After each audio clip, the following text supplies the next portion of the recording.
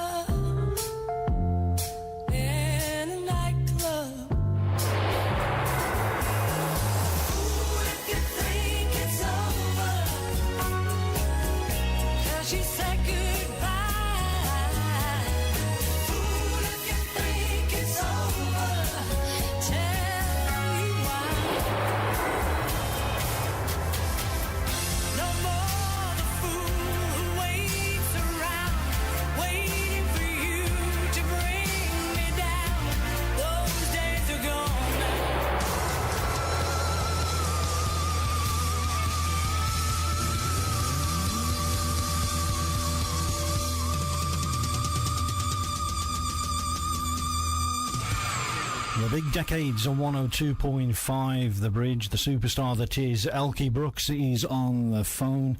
Thanks for joining us this afternoon, Elkie. Oh, I don't think I'll be able to walk through the door. Goodness me. So let us start at the beginning. You began your career in music by winning a talent competition, didn't you, at the tender age of 15? Have you ever looked back since? Take us back to the beginning. It wasn't, I have to say, you know, it wasn't really a sort of a talented competition as such. I think it was just basically Don Arden was looking, you know, for talent to put on his books, really. It wasn't so much as a competition, but people have sort of like written about it and saying that, but it wasn't actually. But there you go. But no, I've certainly come a long way since then anyway, Mark. You know, I've been in the business for 53 years and I'm still enjoying it. Oh, that's a good thing. Do you come from a musical family, do you?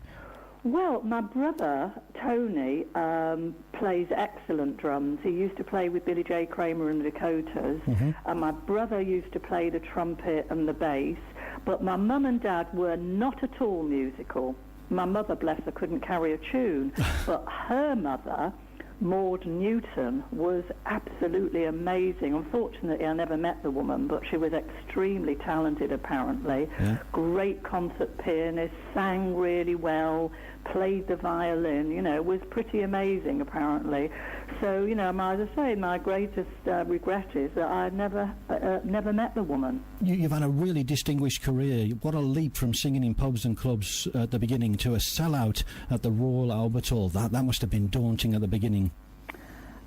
Well, you have to appreciate it was like, you know, it was a very, very slow process with me, Mark. You know, I didn't get my first chart record until I was 32. So, you know, I wasn't exactly a child prodigy, you know.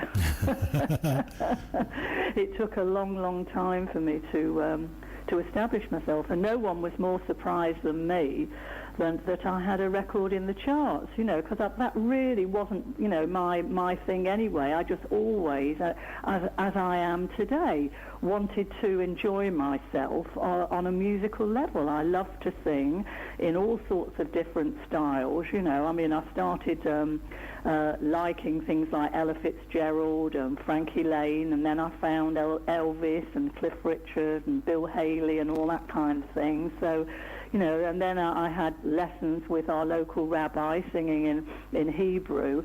So and it's quite a collection of styles. But I honestly think that if you can sing, and you can sing rather well, you should be able to sing anything. That's true. I'm told you had a brief spell in acting as well. Didn't you appear in a 70s TV drama as well? Yes, I did. But I have to say, Mark, they've never asked me to do anything. But I thought I was very good in it. There was a great sort of author called Adrian Mitchell wrote this play, and I think he actually based it on Vinegar Joe, which was the band that I was in. So, Vinegar Joe had broken up by then, by the time I'd been asked to do the play.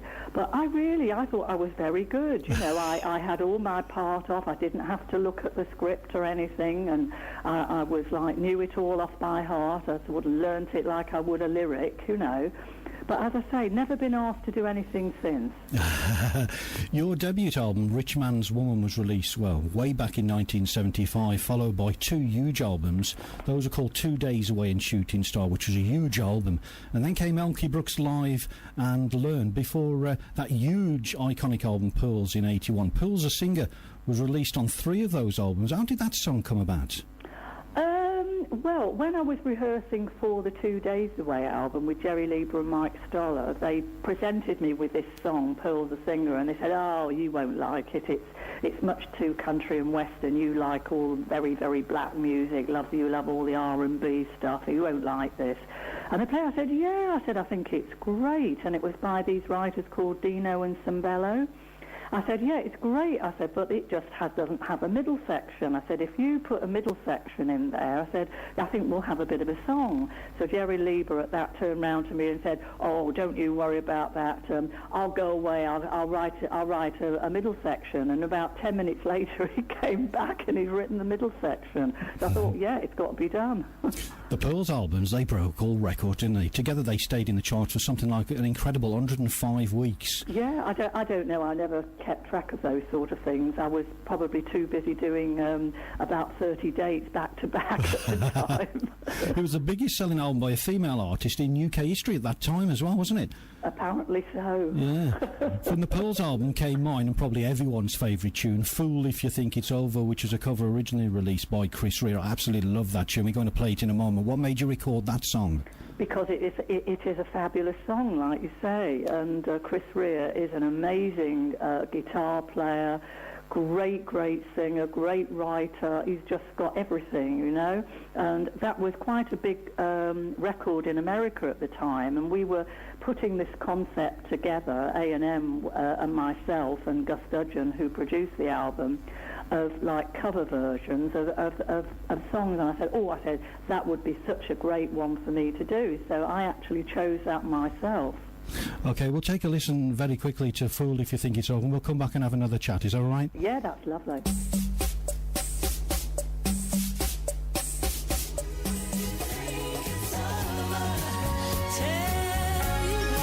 The brilliant Elkie Brooks, Fool If You Think It's Over. The Big Decades on a Sunday afternoon, 27 minutes after 1, with me, Mark Spate, on 102.5 FM and around the world on all the W's, thebridgeradio.net. We're joined on the telephone by the legend that is Elkie Brooks. The 70s are now behind you and we move into the 80s, a decade that saw you release 8 albums and continue a grueling tour.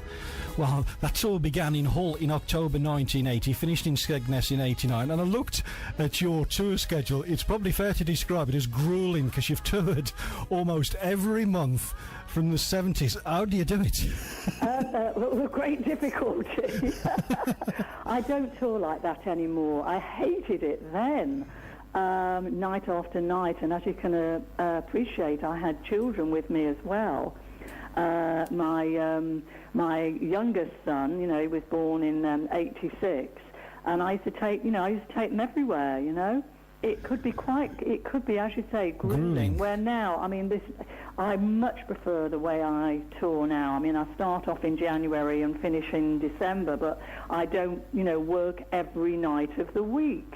And I prefer to do that, and that means that I can come home, be with the family, and do other things, which is great. Yeah, for our listeners, we're joined by Elkie Brooks on the Big Decade. You can see Elkie in concert on May the 9th in this region at the Wolf and All in Wolverhampton. For ticket details, you can contact the ticket office on 0870 320 7000. And Shrewsbury, Elkie's playing Shrewsbury on the 29th of June. The ticket office number there is 01743 281 281. All Elkie's dates and ticket details are on my blog, thebridgeradio.net/the Big Decades. Your tour this year began, as we say, in Bury St Edmunds in January. I was looking at your dates. I couldn't believe it. Bury St Edmunds sold out. Cheltenham sold out. Epsom, Ayr, Livingston, Birmingham, Southend-on-Sea, Wimborne, Diss, Stockton, all sold out. You're doing something right. Oh, obviously. Well, as I said earlier, Mark, I still enjoy it, and I have a great band, who've been with me a very, very long time. My drummer's been with me over 26 years. My keyboard player, who I found when he was 17, Andrew Murray, he took a little time off, I think in the 90s, to do other things and write with other people. But he's been back on board now for about, I think, 5 or 6 years, So it's lovely. It's always an occasion when we get together, and it's always a joy. And I always give 100%. My band does, and obviously I expect 100% back from my audience. Do you often see the same faces in your audience?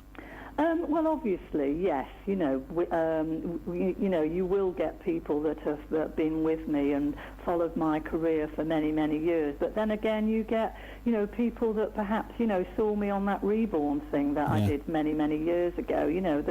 I'm appealing now to a younger audience. People then had never even heard of me. Yeah. When you're touring, do you have a favourite song to perform? Say again. Do you have a favourite song in your repertoire that you like performing? Not really, no. I try always to try and find something fresh to do and sing in all of my songs. It's the only way, you've got to have the right attitude, else, you're not going to, you're going to get a response back from the audience if you're not going to put your all into it, and I try to do that with everything. Now, not really, I don't really have a favourite, no.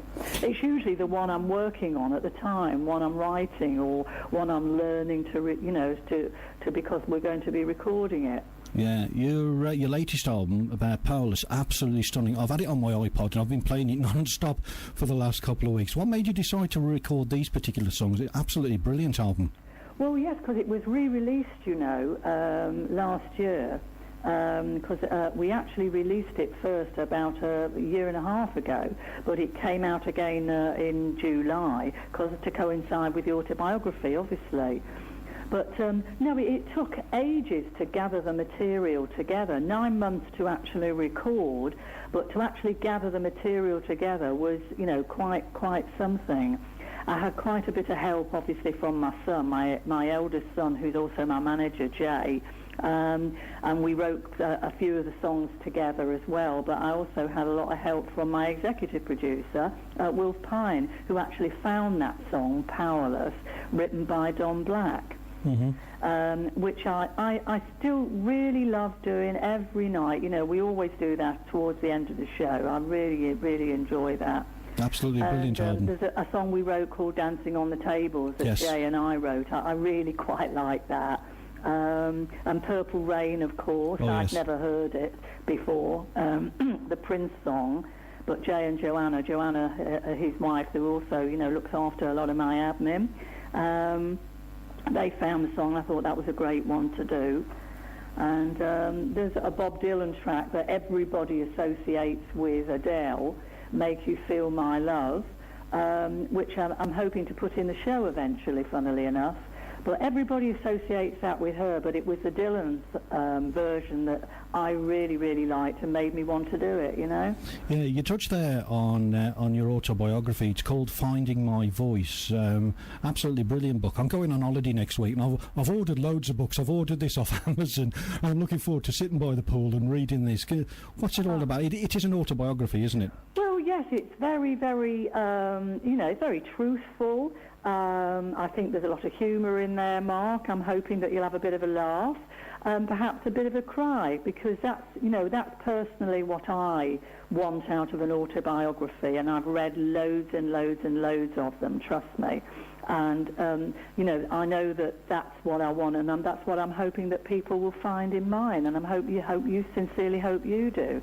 And I did it in kind of like chronological order. I just sort of like started from when, my parents, my father's family came over from Poland in 1886 and ended up in Hull. And of course my mother, that I didn't know too much about, I found a little bit more about her since she died, funnily enough. And of course from when I was born and when I started in the music business in 1960. Mm-hmm. It's all about my highs and lows. Right. Anybody interested in purchasing that autobiography, there is a link on our website, all the W's, thebridgeradio.net. Just look at my blog and it'll take you there to buy that book. Finding My Voice, it's called, autobiography by our guest Elkie Brooks. So the tour continues. What next for Elkie Brooks?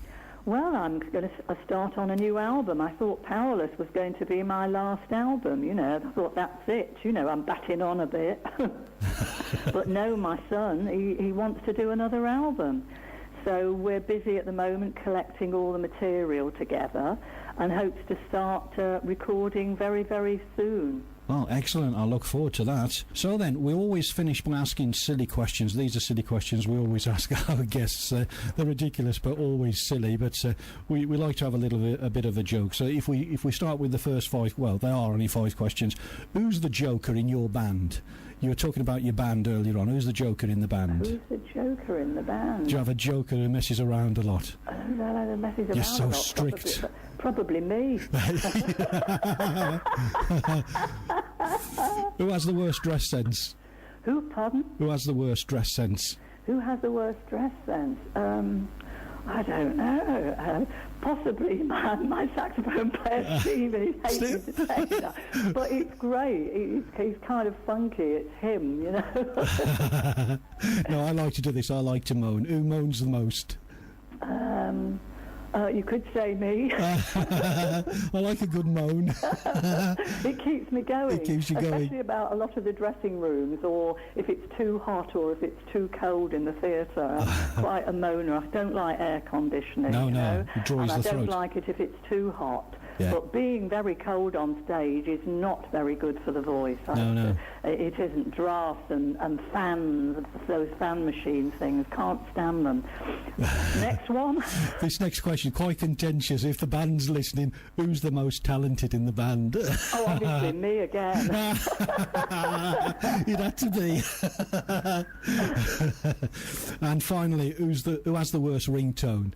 Who has the worst? Say again. Who has the worst ringtone on the phone? It could possibly be my phone again. Me. I've got a terrible ringtone. It's like a real old-fashioned blues I've got on my ringtone that my son put on the phone for me. It's great. I like it. I know it's my phone. We wish you every success in everything you do. Thank you, We Mark. look forward to seeing you in the Midlands. So all the details are on our website, all ticket details and the link to the book. Whatever you do, have a brilliant time, Elkie. We wish you every success and thank you for joining us. And I look forward to seeing you at the show. Lovely. Thanks for joining us.